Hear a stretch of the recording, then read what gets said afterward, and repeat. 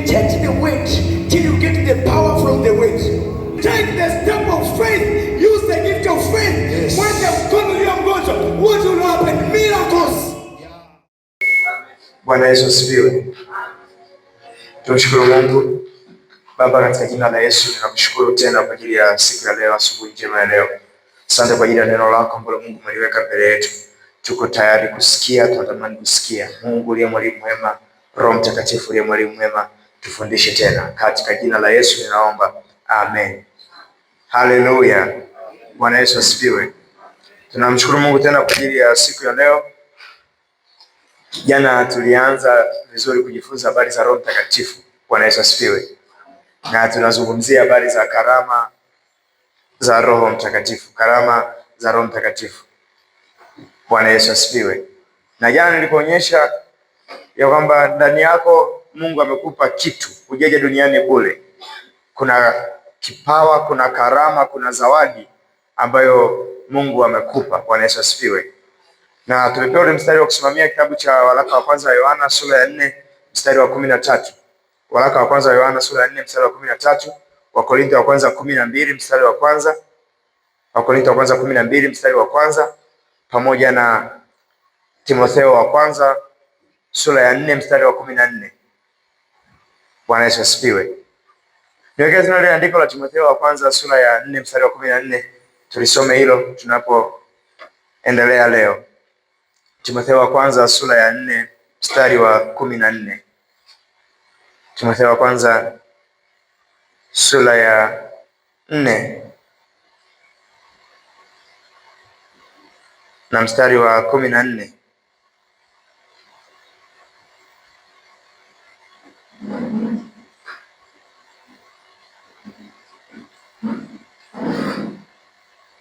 Haleluya. Okay, Biblia inasema kwenye Timotheo wa kwanza sura ya 4 mstari wa 14, anasema usiache kuitumia karama ile iliyomo ndani yako. Nataka hicho kipengele cha kwanza, anasema usiache kuitumia karama ile iliyomo ndani yako. Usiache kuitumia karama ile iliyomo ndani yako. Jana nilikuonyesha kwamba watu wanaotumia karama na zawadi ambazo wako nazo wana uwezo wa kufanikiwa sana kuliko hata mtu ambaye anatumia elimu yake au anatumia nguvu zake kufanya vitu katika maisha. Ndio maana lazima uende kwa Roho Mtakatifu akusaidie kuweza kuzijua karama ulizonazo, ili uweze kuzitumia hizo karama ambazo Mungu amekupa, uweze kufanikisha maisha yako na uweze kumtumikia na kukamilisha kusudi ambalo amekuitia hapa duniani. Bwana Yesu asifiwe. Mungu anataka kukaa ndani yetu. Eneo pekee ambalo Mungu anatamani kukaa ni ndani yetu. Hana eneo lolote lile zuri ambalo anaweza akakaa akafurahia isipokuwa amekaa ndani ya mtu. Mungu hawezi kukaa eneo lolote zuri isipokuwa amekaa ndani ya mtu. Bwana Yesu asifiwe. Kitabu cha Mwanzo sura ya kwanza, Biblia inasema hapo mwanzo Mungu aliziumba mbingu na nchi. Hebu sema aliziumba mbingu na nchi. Kwa hiyo kama Mungu alikuwa anaumba mbingu na nchi, maana yake Mungu hakuwa kwenye mbingu wala hakuwa kwenye nchi ili aumbe mbingu na nchi. Unaposema mtu anatengeneza gari, maana yake huyo mtu hakuwa ndani ya gari anapolitengeneza gari, si ndio? Kwa hiyo kama Mungu aliumba mbingu, maana yake Mungu hakuwa ndani ya mbingu wakati anaumba mbingu. Mungu hakuwa ndani ya nchi wakati anaumba nchi. Alikuwa sehemu ambayo sio mbingu wala sio nchi ili aumbe. Na Yohana 1:1 inatupa jibu alikuwa wapi. Biblia inasema vyote vilifanyika katika huyo, katika neno. Vyote vilifanyika ndani ya neno. Yohana 1 mstari wa kwanza na wa pili na wa tatu. Anasema vyote vilifanyika katika neno. Maana yake Mungu wakati anaumba, eneo pekee ambalo alikuwa anaweza akakaa ni ndani ya neno lake ambalo ni ndani ya Kristo Yesu. Bwana Yesu asifiwe. Ndani ya Kristo Yesu ndio eneo pekee ambalo Mungu alikuwa anaweza akakaa ili aumbe. Sasa nisikilize, baada ya kuumba mbingu na nchi, mazingira sahihi pekee ambayo Mungu anaweza akaishi ni ndani ya mtu. Mazingira sahihi ambayo Mungu anaweza akaishi ndani ya mtu. Niwekea Wafalme wa kwanza 8:27. Wafalme wa kwanza sura ya 8 mstari wa 27. Wafalme wa kwanza 8:27.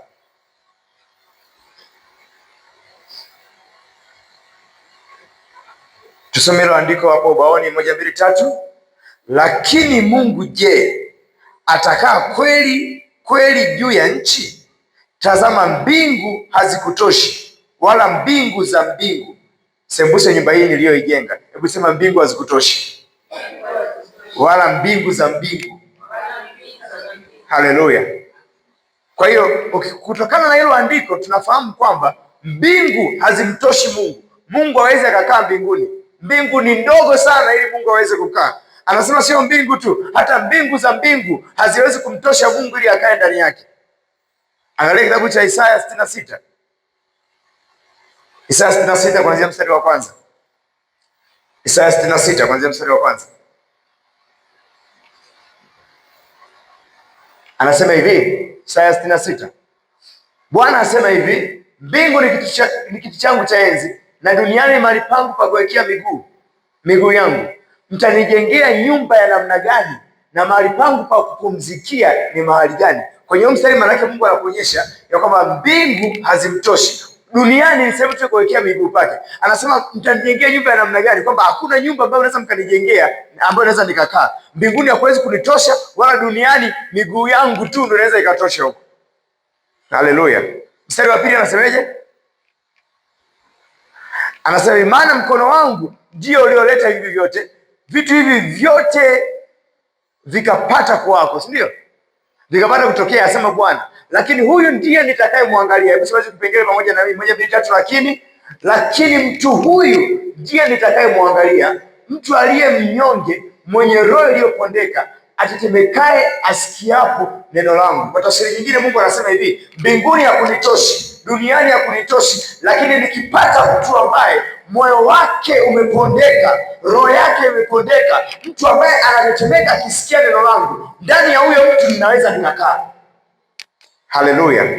Anasema siwezi kukaa mbinguni, mbinguni hakunitoshi. Siwezi kukaa duniani, duniani hakunitoshi. Lakini mazingira sahihi ya mimi Mungu kukaa ni ndani ya mtu ambaye moyo wake umepondeka, ndani ya mtu ambaye roho yake imepondeka, ndani ya mtu ambaye anaweza kujinyenyekeza anaposikia neno langu. Ndani ya huyo mtu ninaweza nikakaa. Siwezi nikakaa mbinguni, siwezi nikakaa duniani, lakini mazingira sahihi ya mimi kukaa ni ndani ya roho ya mtu iliyopondeka. Jamaa, unatakiwa kujifunza kunyenyekea unapoenda mbele za Mungu, kwa sababu ili Roho Mtakatifu apate mazingira ya kuenjoy, mazingira ya kufurahia, anatafuta moyo ambao unaweza ukanyenyekea, moyo ambao yeye Roho Mtakatifu anaweza akakaa, ni moyo ambao umetulia na unaweza ukanyenyekea. Bwana Yesu asifiwe. Hebu sema, Roho inabidi akae ndani yangu, nitanyenyekea. Sema tena, nitanyenyekea. Haleluya. Nisikize, ukiona watu wanaombea wanapokea nguvu za Mungu, ni kwa sababu wamejifunza kunyenyekea mbele za Mungu, wamejifunza kuifungua mioyo yao mbele za Mungu. Ukiona mwingine amepokea, mwingine hajapokea, ujue kuna mmoja aliye tayari na mwingine hayuko tayari. Swala sio kwamba mtumishi anayekuombea na nguvu za Mungu kiasi gani, swala ni wewe uko tayari kiasi gani kupokea nguvu za Mungu. Haleluya. Nikichukua sumaku nikaweka mbele ya mbao, unaweza ukahisi kama kuna nguvu ya sumaku, unaweza usione, si ndio? Lakini nikichukua sumaku nikaweka kwenye chuma, utaona kile chuma kinapovutwa, si ndio? Kwa kinachosababisha uone nguvu ya sumaku sio uwezo wa sumaku wenyewe. Kinachosababisha uone nguvu ya sumaku ni hali ya chombo ambacho unapeleka sumaku. Kwa hiyo kinachosababisha uone nguvu za Mungu sio nguvu alizonazo Mungu yeye mwenyewe. Kinachosababisha uone nguvu za Mungu ni hali ya moyo wako. Mwambie mwenzako usiwe kama ambao mbele ya sumaku. Mwambie kuwa chuma mbele ya Mungu ili akuvute, utaona nguvu zake. Haleluya, haleluya. Kwa unaweza ukadharau sumaku ukasema haina nguvu, lakini ni kwa sababu umeiweka kwenye chombo cha plastiki. Unaweza ukaona mtu anahubiri namna hiyo ukasema mtumishi hana nguvu, ni kwamba tu moyo wako hujajaa na utayari wa kupokea nguvu za Mungu. Unaweza ukasema labda hili kanisa halina nguvu za Mungu. Sio kwamba kanisa halina nguvu za Mungu, lakini wewe ulivyouweka moyo wako umekaa kama plastiki mbele ya sumaku, hautaona hizo nguvu za Mungu hata mara moja. Jamaa, lazima ujifunze kufanya roho yako ipondeke na kumwambia Mungu, leo hii sitatoka huko ndani kama sijajaa nguvu za Mungu. Leo hii sitatoka huko ndani kama sijajaa upako mpya. Haleluya, haleluya. Hebu sema, nitapokea nguvu mpya, nitapokea nguvu mpya. Sasa leo nataka niende zaidi kwenye habari ya karama. Haleluya.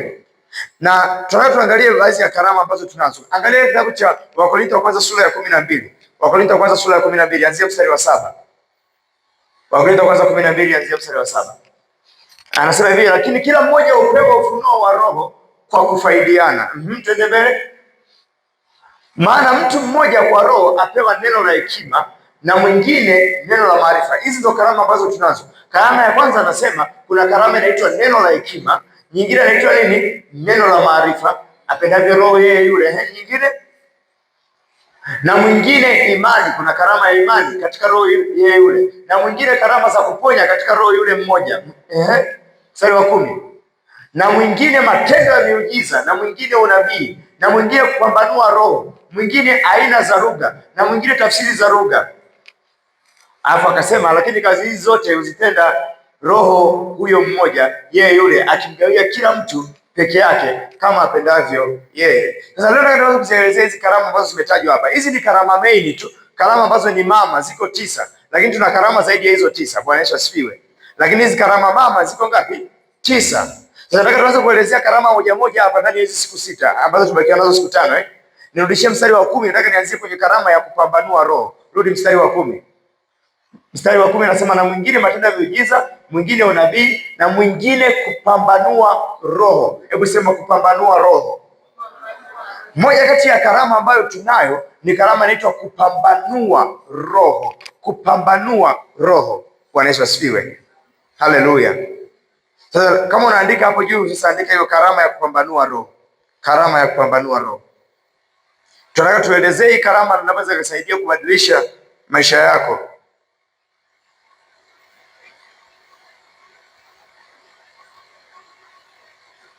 Haleluya. Kupambanua roho. Niweke kitabu cha waraka kwanza wa Yohana sura ya 4 mstari wa kwanza. Waraka kwanza wa Yohana sura ya 4 mstari wa kwanza.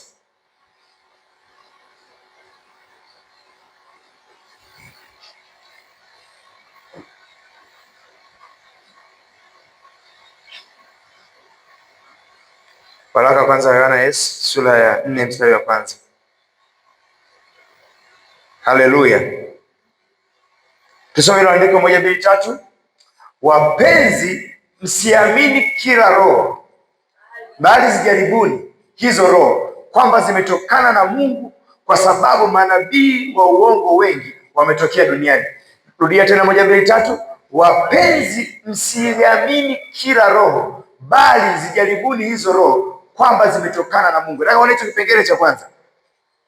Anasema hivi, sio kila roho utakayokutana nayo inabidi uiamini. Anasema wapenzi, msiziamini kila roho. Lazima ujifunze kujua namna ya kuzijaribu roho ili ujue kwamba zimetokana na Mungu au hazijatokana na Mungu.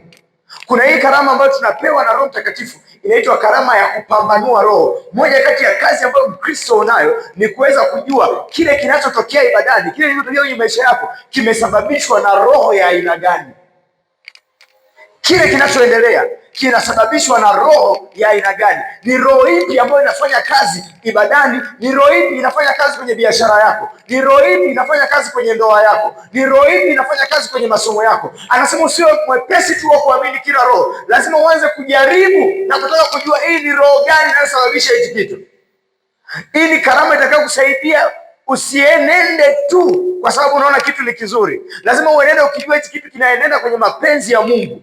Bwana Yesu asifiwe. Haleluya. Haleluya. Hebu sema tena, msiziamini kila roho. Anaweza msiamini kila roho, sio tu mtu akiwa amejaa roho. Kumbuka watu wote ni roho, si ndio? Kwa tafsiri nyingine, usimwamini kila mtu.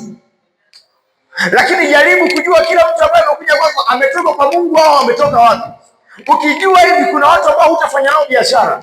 Ukijua hivi kuna watu hutatengeneza nao urafiki. Kwa sababu kuna watu ambao wametumwa, wamekuja kwenye maisha yako, wametumwa kutoka kwenye ufalme wa giza, wametumwa kutoka, wana ajenda za giza, wamezibeba, wamezileta kwenye maisha yako. Usingetengeneza nao hata urafiki hata dakika moja. Haleluya.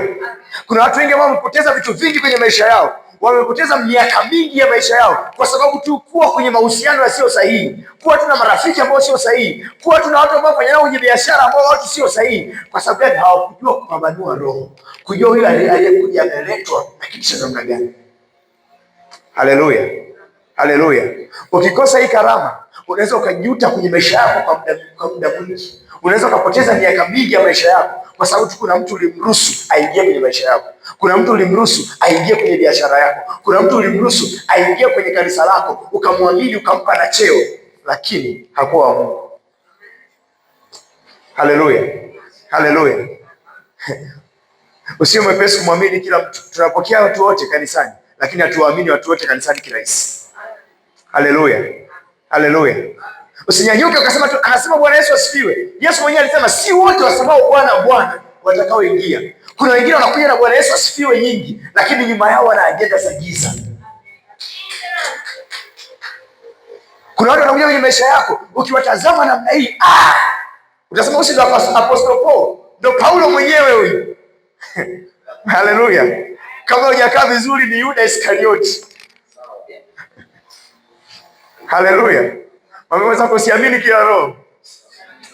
Mwangalie vizuri usoni kabisa, mwambie usiamini kila roho. Haleluya. Usiamini tu kila neno ambalo mtu anakuambia Bwana asema. Oh, Mungu amenisemesha. Bwana asifiwe. Mungu ameniambia nikuoe.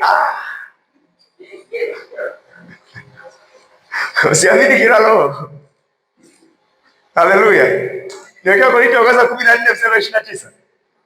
Wakorintho wa kwanza 14:29. Wakorintho wa kwanza 14:29.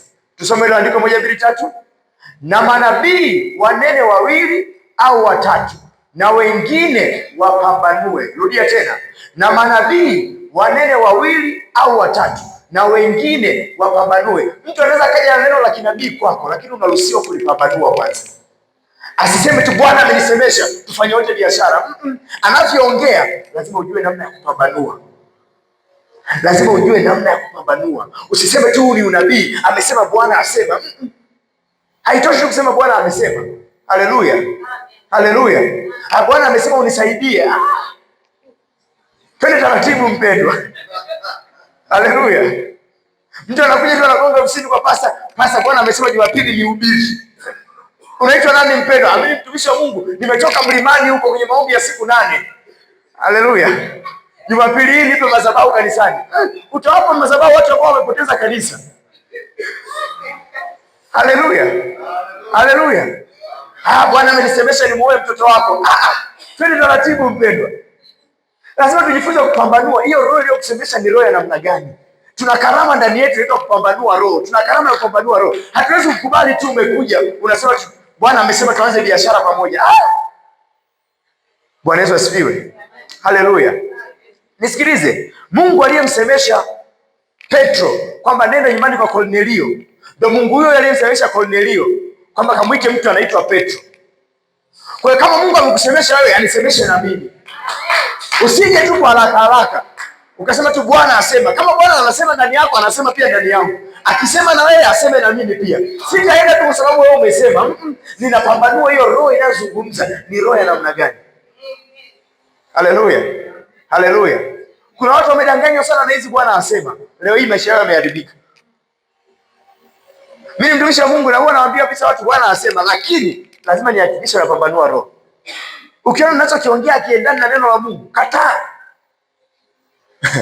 Bwana Yesu asifiwe. Sema sitapoteza muda wangu kwa watu ambao sio sahihi, kwa sababu tu nimeshindwa kupambanua hizo roho. Bwana Yesu asifiwe. Biblia inasema shetani mwenyewe hujigeuza afanane kama kwa nini? Malaika wa nuru. Atajigeuza, ataingia kwa siri kwenye kanisa. Biblia inasema katikati ya kanisa kuna wengine ambao ni wametumwa waje kuchunguza tu uhuru tulionao ndani ya Kristo Yesu. Wamekuja tu kwa watu wa uongo, wanaingia nao ndani ya kanisa, na wenyewe wanakuja na sura za kondoo kweli kweli, lakini ndani yao ni mbwa mwitu wakali. Lazima ujifunze kujua hawa watu waliokuja. Kuna wengine anakuja rafiki yangu kwa dada, anakuja kwako dada kama ni mtu wa kukuoa kabisa. Haleluya.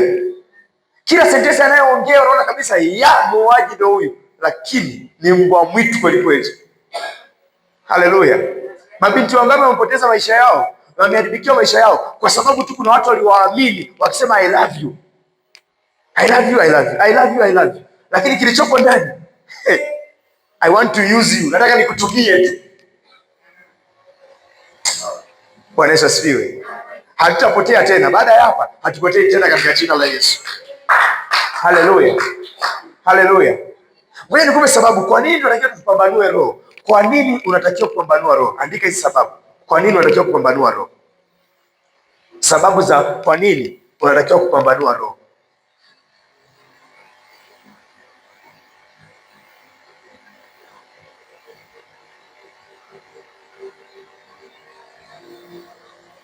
Jambo la kwanza, kupambanua roho kutakusaidia kujua kipi ni chema na kipi ni kibaya. Kupambanua roho itakusaidia kuweza kupambanua kipi ni chema na kipi ni kibaya. Haleluya!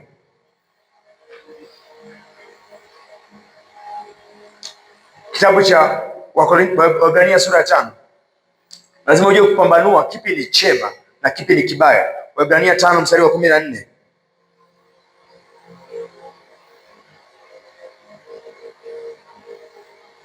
Waebrania 5:14 anasemeje? 1, 2, 3.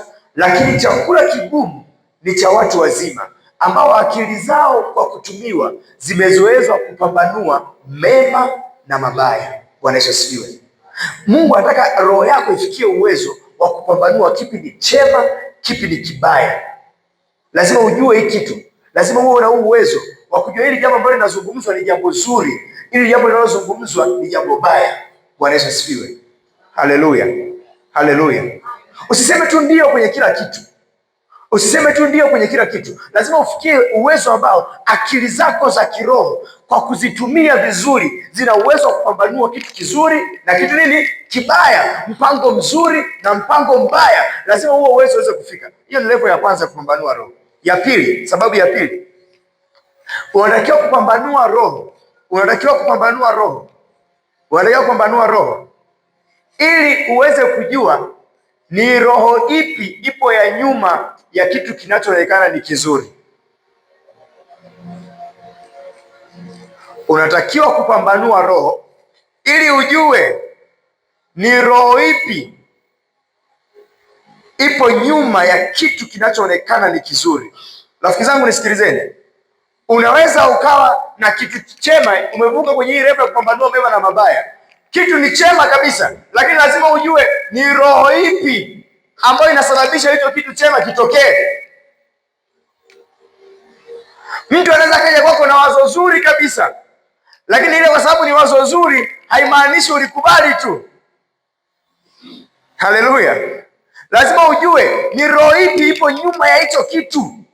Roho gani inafanya kazi? Mnakumbuka mapepo yalikuwa yakimwona Yesu, anasemeje? Huyu ni Yesu mwana wa Mungu, lakini Yesu alikuwa anaambiaje? Nyamazeni. Sentensi ni sahihi, huyu ni Yesu mwana wa Mungu, lakini sentensi inasemwa na nani? Na pepo. Kwa hiyo unaweza ukakutana na mtu anasema kabisa, huyu ni mtumishi wa Mungu, lakini sentensi hiyo inasemwa na nani? Haleluya! Biblia inasema hivi, hatuchumi tini kutoka kwenye miiba. Mti kama ni mti wa miba, ni wa miba tu. Hata ukiona imetengeneza parachichi, hilo parachichi kuwa na mashaka nalo, usile tu. Bwana Yesu asifiwe. Haleluya. Wewe fikiria siku umeenda kwenye mti wa mpera, paa unakutana na chungwa. Lazima ushtuke, ili chungwa limetokea wapi kwenye mpera? Bwana Yesu asifiwe. Unafahamu kabisa huyu mtu ana roho mbaya iko ndani yake, alafu ghafla anaongea pointi ya maana. Usiwaamini hao watu kirahisi. Lazima utake kujua ni roho ipi ipo nyuma ya kitu. Lazima upambanue roho. Haiwezekani tu mtu mbaya akaanza kuongea vitu vizuri. Yesu anasema hivi, mtu mbaya katika akiba mbaya ya moyo wake anasema vitu vibaya. Inakuwaje leo mtu mbaya anaongea kitu kizuri? Lazima uwe makini. Inakuwaje shetani anahubiri neno la Mungu? Haleluya. Unasogea unamkuta shetani yuko bize na gospel. Mwaminini Mungu. Lazima tuwe makini. Nini kimetokea hapa? Wapi tunakopelekwa? Kwa sababu huu ni mpango wa adui, anakuvuta ili sehemu fulani akuangamize baadaye. Haleluya. Aya, kitabu cha Matendo 16.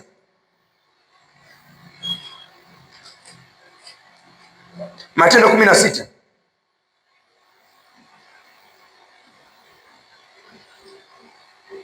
Kuanzia mstari wa 16.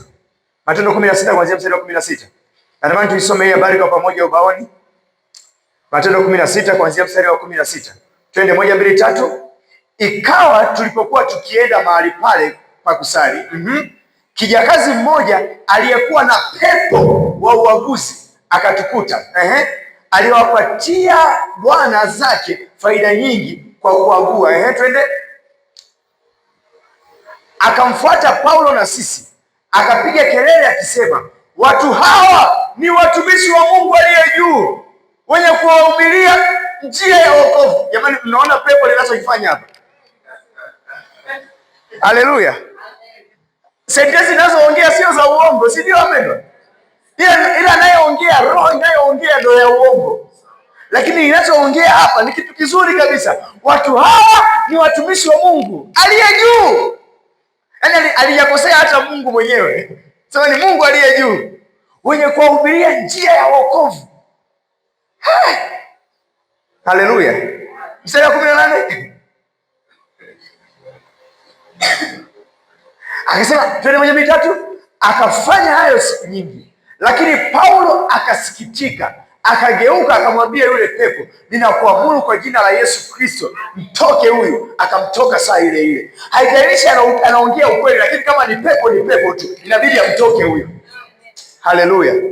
Utakutana na watu kwenye maisha yako, ukiwatazama sura zao, ukiwatazama maongezi yao, unasema hawa ni watu wa maana, lakini kiukweli roho zinazoongea nyuma yao sio roho za Mungu.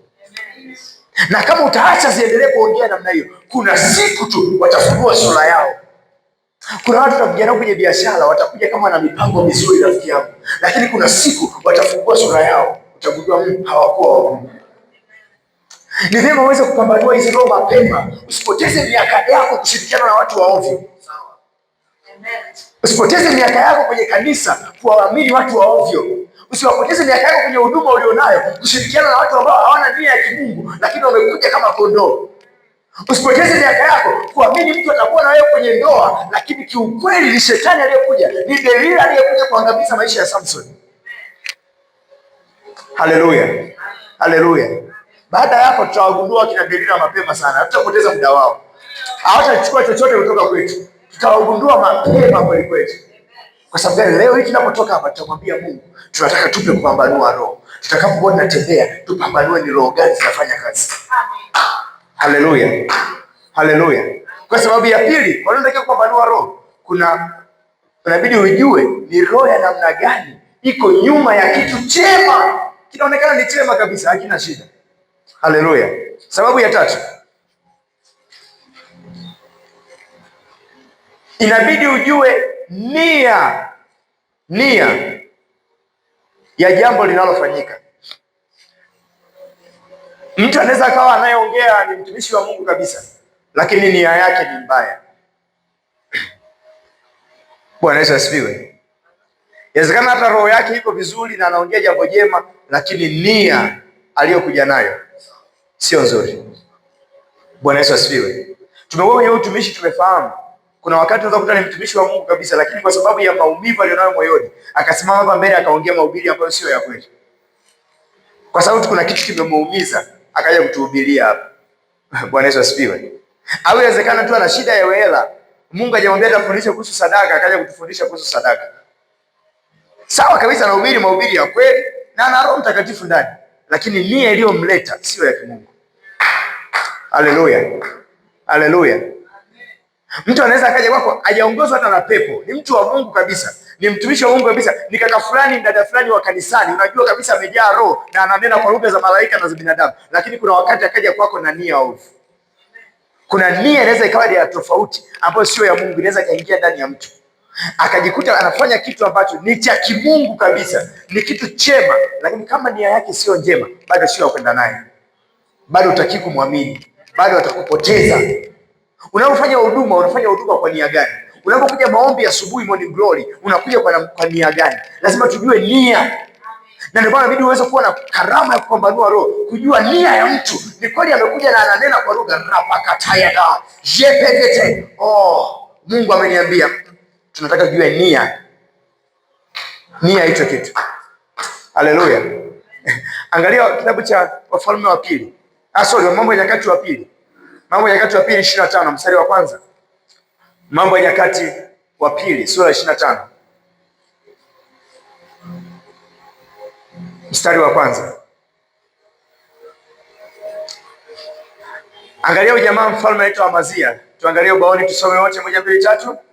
Amazia alikuwa na umri wa miaka 25 alipoanza kutawala, akatawala katika Yerusalemu miaka 29, na jina la mama yake aliitwa Yoadani wa Yerusalemu. Mstari wa pili, sikiza mstari vizuri. Akafanya yaliyo ya adili machoni pa Bwana, lakini si kwa moyo mkamilifu. Hebu rudia tena huo mstari. Akafanya yaliyo ya adili machoni pa Bwana, lakini si kwa moyo mkamilifu. Unaweza ukawa na watu wanafanya yaliyo ya adili kabisa machoni pa Bwana, lakini angalia nia yao, si kwa moyo mkamilifu. Ni kweli anaweza akaja akakusaidia hela, lakini akitoka hapo amekusaidia hela, ataenda kusema vibaya hapo nje, ataenda kutangaza nimemsaidia sasa hivi, yule ni maskini sana, hana kitu. Alichokifanya ni kitu kizuri tu, amefanya yaliyo ya adili machoni pa Bwana, lakini angalia nia iliyokuwepo huko ndani. Haleluya, haleluya. Atakuja atasema, pastor, nataka nikusaidie kununua vyombo, nimesikia kuna mkutano wa injili baadaye, nataka nitoe hizo hela zote za huo mkutano. Alafu baada ya hapo anaenda kutangaza huko nje, usione ule mkutano ni mimi naye dhamini pale. Ni kitu cha adili machoni pa Bwana, lakini angalia nia iliyopo ndani. Bwana Yesu asifiwe. Baada ya tutoshi kumwamini mtu wa namna hii, haitoshi. Hatuwezi kwenda na mtu wa namna hii bado. Huwezi kwenda na mtu ambaye nia yake ni mbaya kila siku. Haijalishi anachokifanya ni kitu kizuri. Tunataka tujue nia iliyopo nyuma yake. Nia gani inasababisha afanye hicho kitu? Ramashanda rabakore. Mungu akuepushie watu wa namna hii ambao wana nia mbaya lakini wanafanya mambo mema. Wanafanya mambo mazuri lakini kiukweli hawana nia nzuri na wewe. Hawana nia nzuri na wewe. Kuna watu ambao wameharibu maisha yao, wamepoteza maisha yao kwa sababu walikutana na watu wenye nia ovu huku ndani. Na wengine walikuja kwa jina la brother man of God, mtumishi wa Mungu, dada mtumishi wa Mungu, nabii, mchungaji, mwalimu, askofu, lakini nia zilizokuwepo nyuma yao ziliharibu maisha. Haleluya. Kama huwezi kupambanua roho, unaweza kupoteza miaka mingi ya maisha yako, ukazunguka kwenye hii milima miaka mingi ya watu wa namna hii. Biblia inasema wamezunguka mlima huu, vyatosha. Ndio maana Mungu amekuletea somo la namna hii ili Roho Mtakatifu akuongoze. Watu wote ambao wana nia mbaya kwenye maisha yako wakae mbali na wewe. Haleluya. Hebu angalia kitabu cha Yohana sura ya 12. Tumuone jamaa yetu mmoja, rafiki yetu Yuda. Uone nia za Yuda zilivyokuwa. Yohana sura ya 12 anzia